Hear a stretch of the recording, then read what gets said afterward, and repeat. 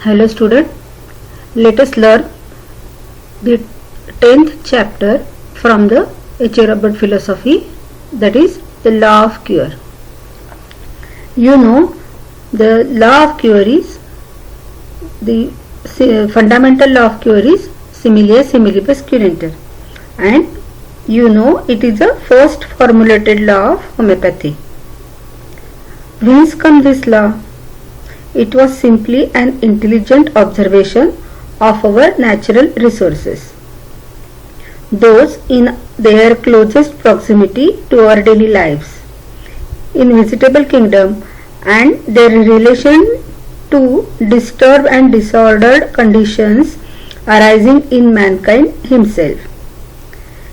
It was found that the ills of individual man could be successfully treated thus. First, doubtless these substances were found in the vegetable kingdom, later in the mineral kingdom, and then from animal kingdom also. Still, later came the knowledge that this was not by chance an occasional means of cure, but that by law these substances acted in an orderly manner under certain definite conditions and circumstances. Let us learn the actual chapter from H.A. Robert philosophy, the law of cure. All natural forces are based upon law. These laws do not operate in a limited field, but are universal. To illustrate, the law of gravitation is not limited in its scope to the earth, but its influence extends throughout the universe. Let us start the next paragraph. Hahnemann, by his fine observation and the inductive method of reasoning, became convinced of the law of cure similia similibus curanter, and embraced it and declared it to be universal, a basic law of therapeutics. As it is a nature's law, it applicable to whole universe, and it declared it to be universal. It is applicable in whole universe. If there is any general law of cure, that law must express some relationship between the medicine and the disease. To be of any particle use, such a relationship must be exhibited, and we must be able to demonstrate such a relation between a disease and its remedy, that any examination of the former shall determine the latter. Yes, whenever we have to apply this law in sick person, you have to study the relationship between the disease and drug. Yes, as the principal law of homeopathy is a similia similibus curanter, there is a very definite relationship between disease and drug. You have to apply the remedy which has a capacity to produce similar symptom in healthy organism. Nothing can be known of the disease save through the phenomena known as symptom. Yes, what is yes, nothing can be known of the disease save through. Save through means it is a except. It is without this. The only indicated phenomena of the disease or disease phenomena is only manifested by the symptom, or by the manifestation of the symptom we know that there is a deviation of the vital force and there is a disease.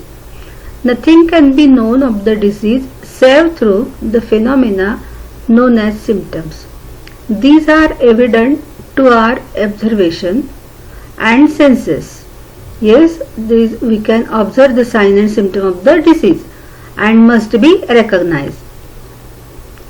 These phenomena represent the individuality of the disease in the only way in which we can recognize it.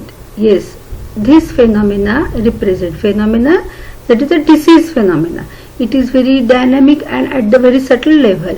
While whenever it react to the individual person, it express in a varied manner, and we can know this individuality of the disease in that particular individual patient. A corresponding capability exists in the drug of producing an individual. Although artificial, disease which we recognize through the same method of observing the phenomena produced after the administration of drug. Yes, the disease occurring phenomena or disease phenomena is corresponding with the natural disease as well as same in the artificial disease. Whatever is the corresponding capability exists in drug. What the corresponding capability exists in drug means it is a pathogenetic power of drug of producing an individual, although artificial. Although that means every prover has its own individual character, and because of this individual character they allow to drug to react accordingly with their different constitution, different temperament, age, sex. They exhibit very different group of symptoms which are very much characteristic with that particular individual. Similarly, in natural process, whenever the drug phenomena occur in that particular or any individual, it is differ from person to person, and therefore he told that a corresponding capability exists in the drug of producing an individual, although artificial disease which we recognize through the same method of observing the phenomena produced after administration of the drug.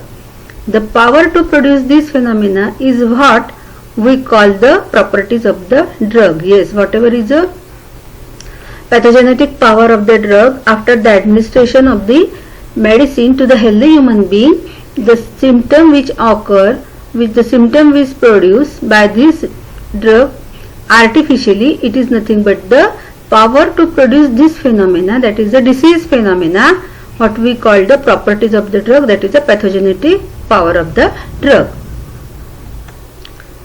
Let us take the next paragraph. It is the characteristic of disease to produce certain phenomena which are not observable in perfect health. Yes, when we are in a perfect health, we are in a balanced state, and there is all sensation and functions are performed in a harmonious way, in admirable way, and therefore we can enjoy our health. There is no any abnormal sensation and function. While whenever we administer any drug or any drug substance in order to prove this drug, and whenever we administer to the healthy human being, the characteristic symptom produced by certain drugs, that means there is also the deviation from the health or healthy state. That means the prover already in a healthy state, then there is a deviation, there is alteration in sensation and function, and therefore the characteristic, that means the symptoms of the disease produce certain phenomena which are not observable in perfect health. This is true whether the changes are functional or structural. What we recognize as symptom are all that we can be known of the disease. Yes, whatever is the symptoms appear during the process of drug proving, which we call as a disease, whether it is artificial, but it is a disease because it is not a perfect healthy state, and therefore it is a disease state. It is only through the observation of these expressions that we can make any use of the law of cure and there can be no general consideration of the rule of cure unless it comprises a consideration of symptom as one of the necessary element. Yes, if you want to remove this symptom when person in person in disease state, whenever person in a disease state, then you have to apply this quality of the medicine to cure the disease according to the law of cure. That means by the selection of the most similar medicine for that particular individual person or individual patient, and therefore for the selection of this remedy the symptom is only guide for the physician, and therefore the symptoms as one of the necessary element. That means the symptom which are produced by the prover as well as the symptom produced by the patient, the symptoms are the only sole guide to the physician. One might say that a comprehension of the symptom of a given case was one of the primary factor. Yes, this now the comprehension, that means to understanding of the symptom of the given case, was the one of the primary factor. Yes, whenever patient visited to you, then you cannot select medicine, you cannot treat the patient without understanding the knowledge of without having the knowledge of that particular disease, and for the knowledge you have to collect the symptom from the patient, and therefore you have to take the case taking. That means the symptoms are only sole guide for the selection of remedy, and therefore it is a primary factor. It is the basic fundamental thing to know or to have a knowledge of the symptom. And in so far as one comprehend the expression of disease in this phenomena, is one equipped to follow the law of cure in any particular case.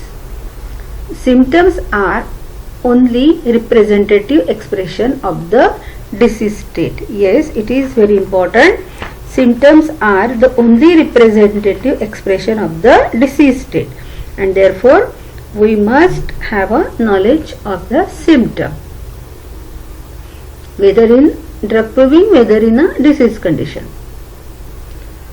We include sensations as expressed by the patient. Yes, abnormal sensation, that means it which indicate the deviation from the state of health. Whenever there is everything in ease, now it is totally disturbed, now it is totally dis-ease, and therefore whatever is the abnormal sensation, troublesome sensation, you have to collect, which are expressed by the patient.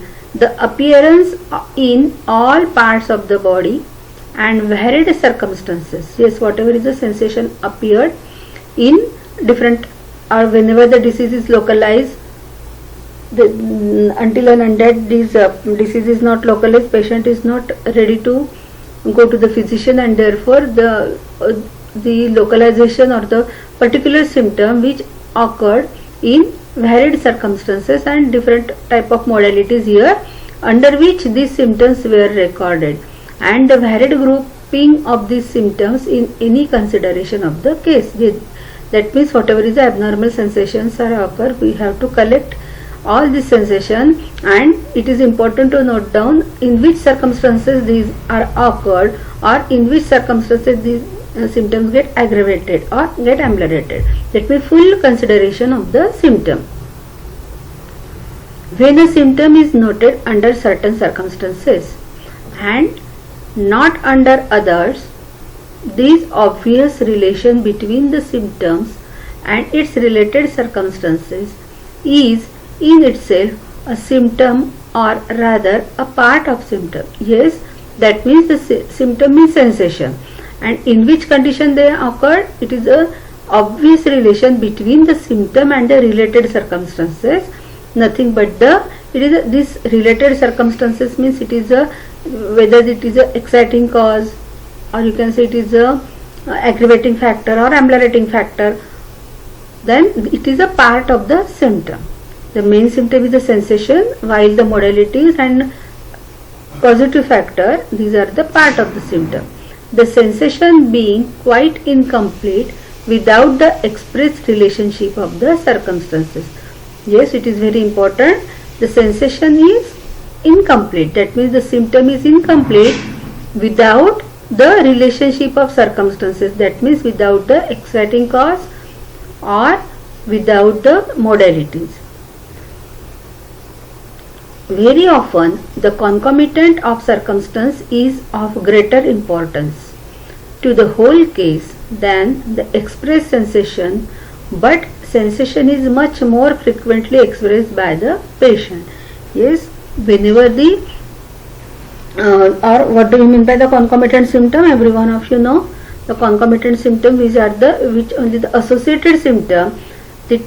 The time association is there, whether it is not have a direct pathological relationship to the chief symptom, and whenever this concomitancy is concomitant of circumstances, the concomitant symptoms or the association of these circumstances with the sensation, it is very, whenever it is important, whenever it observed in a frequently whenever we observe it, then it is we can consider it is a concomitant of circumstances, means it is a time association of the sensation with that particular circumstances, that is the aggravating and ameliorating factor.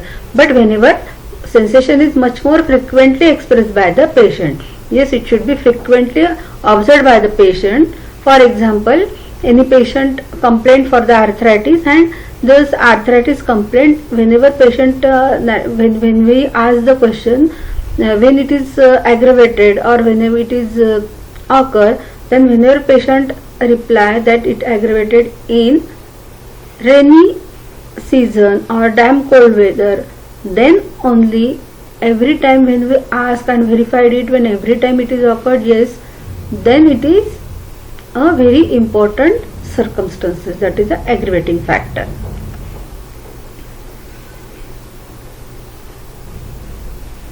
Let us take the next paragraph. Two or more symptoms may appear together or synchronize with each other so frequently that they are really one symptom and must be considered as such in our analysis. Yes, two or more symptoms may appear together or synchronize with each other. That means it is very close relationship with each other, and these are occur frequently. Therefore, that they are really one symptom must be considered as such in our analysis. And therefore, in our analysis, whenever this such type of symptom is occur, then we consider it is you can say it is a alternating symptom, and we call it is a one symptom. As nothing in nature can be represented by a single property, so no disease can be represented by a single symptom. Yes, there is not only the one indication, or from only one indication we come to the conclusion, while you have to consider the patient as a whole.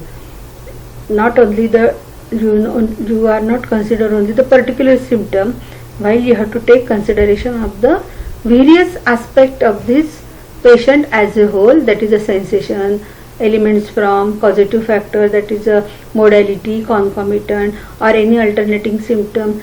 You have to take consideration of you are not only rely on the single property, not only the single sensation, while you have to make a totality of the symptom. Therefore, it called as nothing in nature can be represented by a single property. So, no disease can be represented by a single symptom. Yes, the disease is only the group of symptom, and therefore, the group of symptom only the indication of the disease. You not diagnose disease from only a single symptom. Let us take the next paragraph. A law of cure must represent some relation between the properties of disease and the medicinal qualities of a drug. Yes, now you know the artificial disease which we created by the administration of the drug by or to the healthy human being, that is a prover. Then this drug has a capacity to alter state of health, and we collect some symptoms which occurred in that various drug prover. Similarly, we have a knowledge of that particular or the pathogenicity of that particular drug substance, isn't it? Then we collect the symptoms in the similar way from the patient. Now your work is only the comparison, and therefore a law of cure must represent some relation between the properties of a disease and a medicinal qualities of the drug. Medicinal qualities of that is nothing but the disease producing property or the symptom producing property, that is a pathogenetic power of the drug. Or in other words, we must have some concept of the character of drug's action on the living body that will interpret the law of cure in the action of disease. Yes, whenever we introduce this medicinal substance for the purpose of drug proving, then you have a knowledge of the phenomena of disease, how it is occur, whether it is artificially, but you can compare this phenomena with the sick individual. And this relation, the law of cure must represent some relation, which is the relation, it is a similar relation, similarity.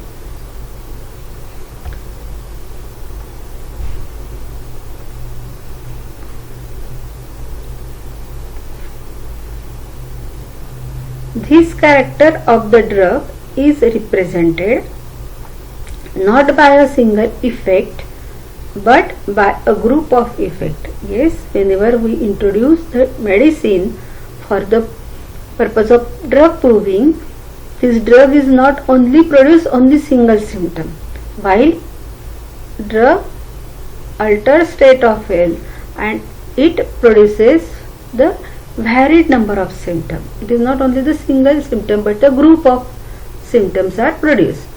This group of effect is the only representation we have or can have of the medicinal character of a drug on the living body. And since these same effects are found in disease state, that means the group of symptoms appeared in drug proving, similarly the group of symptoms appeared in a disease process. These effects are the only relationship that can be established between the medicinal effect of a drug and disease. Yes, there must be a relationship, some relationship between the disease and drug. There can be no law of cure unless it expresses some definite relation between these two groups or classes. The homeopathic law establishes a definite relation not only between proved drugs and known diseases, but between all the explored medical wealth and the developed requirement of sickness. Yes, you know, there must be a definite relationship, and you know the various modes of treatment, they establish the various relationship. That is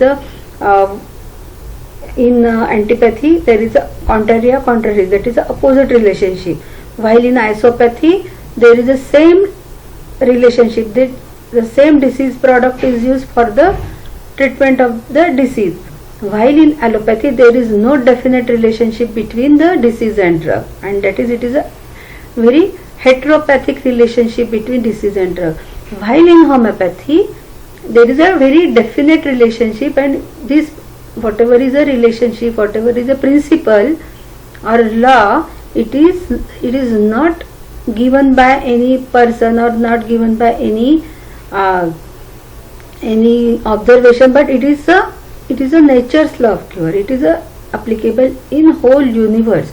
By observing the various phenomena occurred in universe, and Dr. Hahnemann observed it very keenly and established it as a principal law of cure. And not only he indicated this principal law of cure, while he proved it with various experimentation. He established this law or this principal law of cure in a very scientific therapeutic system, isn't it? And therefore the homeopathic law establishes it is with various experimentation, with various you can say painstaking methods, that is a drug proving and the case taking. All these methods are used whenever we apply this homeopathic law. That is the homeopathic law is not only the law of similar, but it is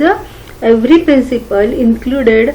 That is the law of simplex, law of minimum, potentization, theory of drug proving, theory of article. Everything is included, and it established the homeopathicity with the drug. Homeopathic prescription is not only the similar remedy, while it must included, or while it must based on the all cardinal principle.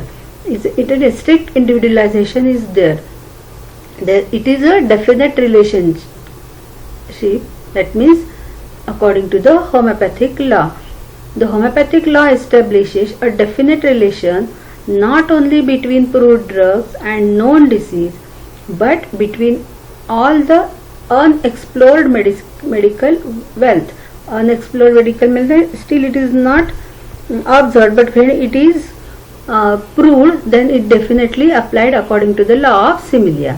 And the developed requirement of sickness, as according to the different type of the different expressions given by different patient, we can prove various other medicine from the natural resources, and we can include it in this treasury of materia medica.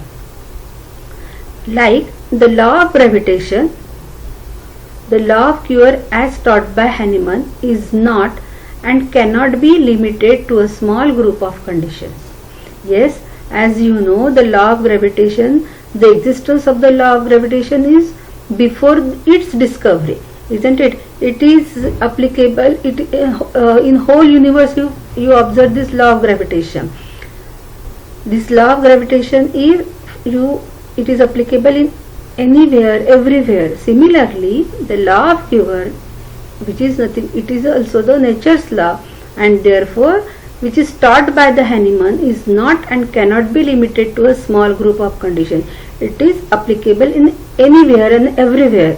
The limitations rest entirely with our ignorance. Yes, whenever we observe that there is a limitation, it is only because of our fault, because of our scarcity of our knowledge regarding the application of this law of similar. But while the law of similar is applicable in anywhere and everywhere in the universe.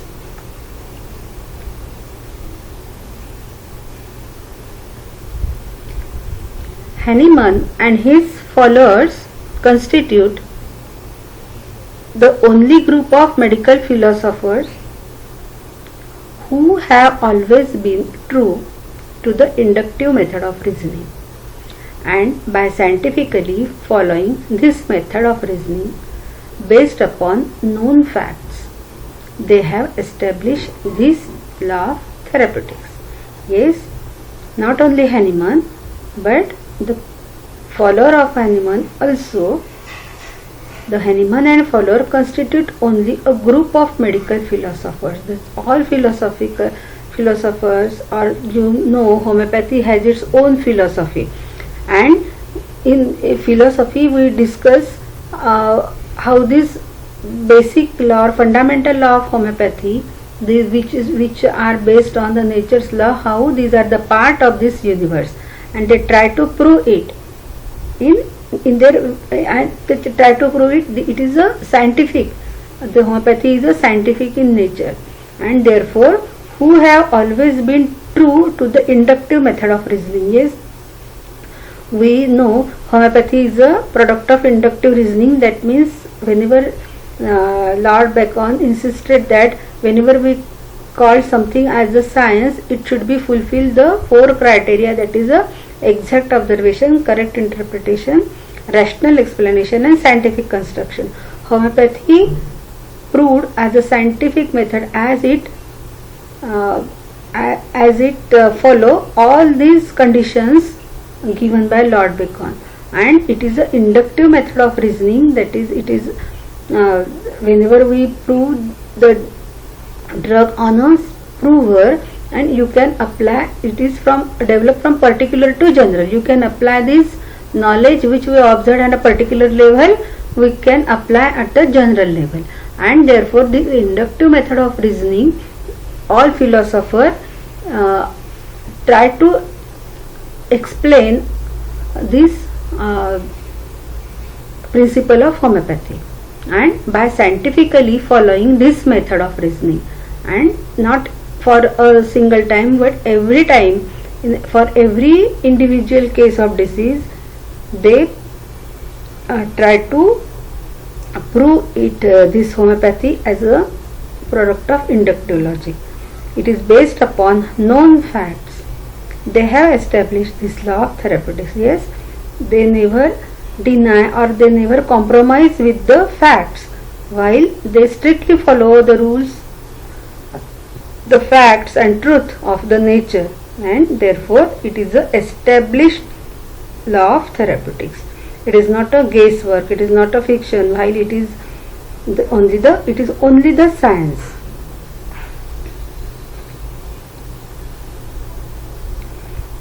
It has been proven by experience that a medicine will remove a group of symptoms similar to the group which is capable of producing.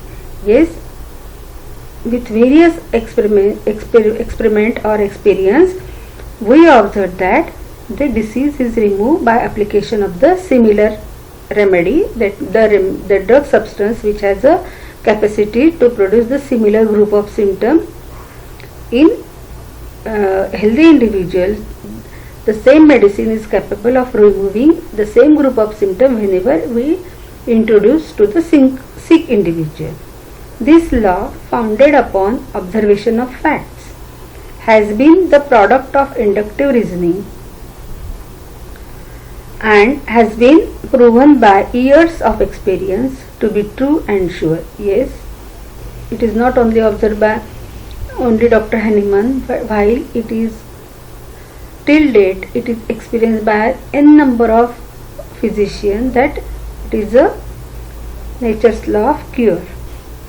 No medicine can cure any disease unless it acts upon all disease parts, either directly or indirectly. The more similar the symptoms of a drug resemblance to the disease, the nearer is its vital approach to the disease, and the more dynamic its action. Yes, the more similar the symptom of a drug resemblance to the disease. Yes, the whatever is a selected medicine, when we introduce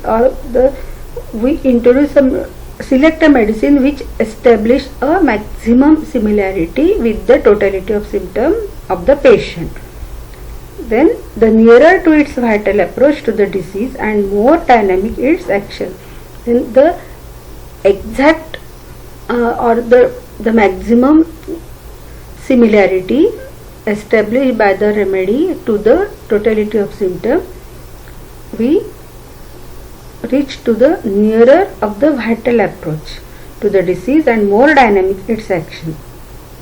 It is a perfect remedy you select. The number of parts of the human body susceptible of receiving a curative action of drugs vastly outnumbers those recognized in the anatomy. Because disease and cure do not lie in the tissue except as a reflection of the man himself. This we may see from the almost infinite diversity of the symptoms producible and curable by drugs. Yes, whenever there is a dynamic derangement of the vital force at the function, the symptoms produces at the functional level, and then it localizes in a particular part, isn't it? And this particular part, this number of parts of the human body now become irritated because of this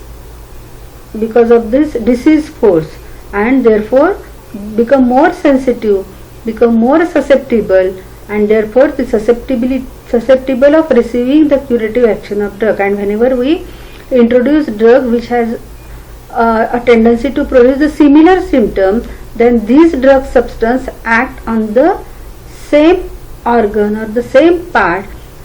Priorly, there is, because of the hypersensitivity and the hyper susceptibility of this irritability of this part, the drug act on that weaker organ, isn't it? And vastly outnumber of those recognized in the anatomy. Yes, you know the anatomical nomenclature of this particular system, particular organ or the tissue, because disease and cure do not lie in the tissue except as a reflection of the man himself. Yes, the disease is localized in particular part, and the cure do not lie in the tissue. Only the whatever is the changes occur or the ultimates occur. It is not only the we are not only treat the tissue or organ or part, isn't it? While it is a whatever is the changes occur, whatever is the ultimates occur in the course of disease process, it is a reflection of the man himself. Yes, it is a tendency of that particular individual person, and it is a tendency of that particular individual body to have disease in particular fashion or particular way.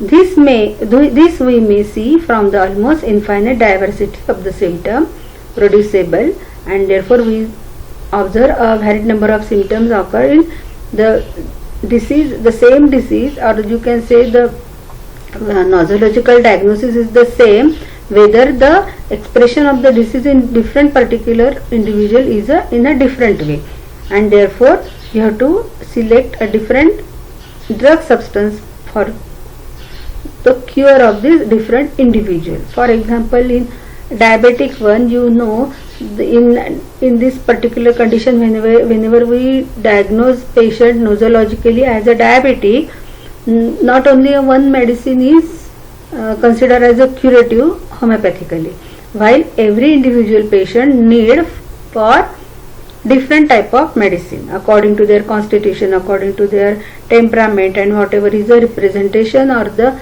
manifestation of the disease phenomena in that particular individual patient, isn't it?